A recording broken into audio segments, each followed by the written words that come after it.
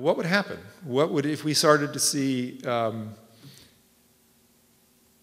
crowds like this of hungry people, if all of a sudden there were hundreds of millions of people in China starving because of droughts that scientists knew pretty well was linked to climate change?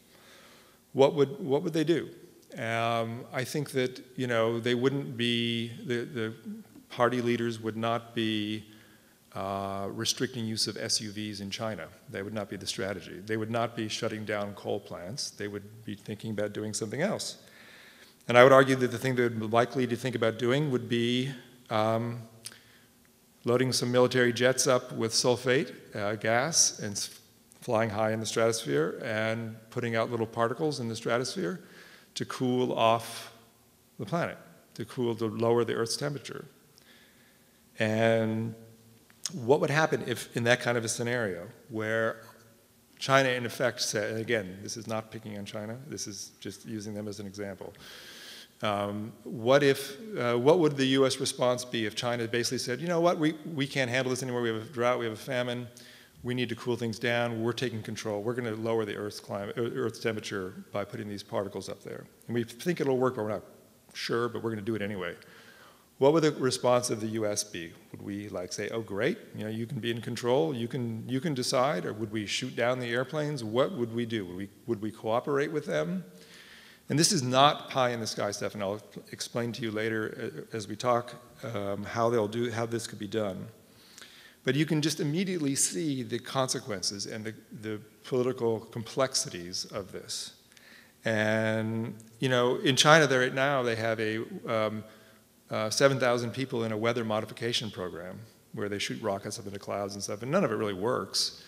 But they do it because it's very politically useful to have the farmers and others believe that the government, the party, is doing something to try to bring rain to various regions.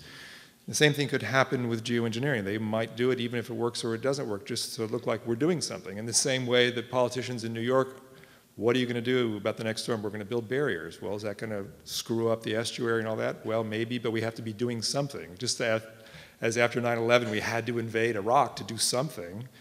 In a catastrophe like this, there's often a political imperative to do something. And really, there's nothing in a climate situation that can be done quickly other than geoengineering. And that is why, as one of the sort of central sort of dangers of this technology that I want to talk about tonight.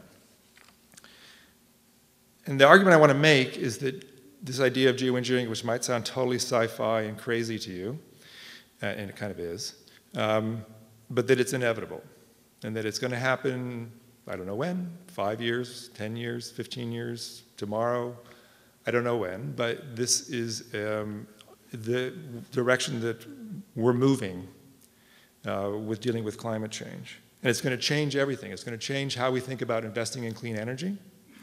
It's going to change how we think about conservation. It's going to change global politics. It's going to change a lot of things, economics. It's going to change a lot of things. And it's going to change our relationship with what we call nature. And that's maybe the most profound change of all.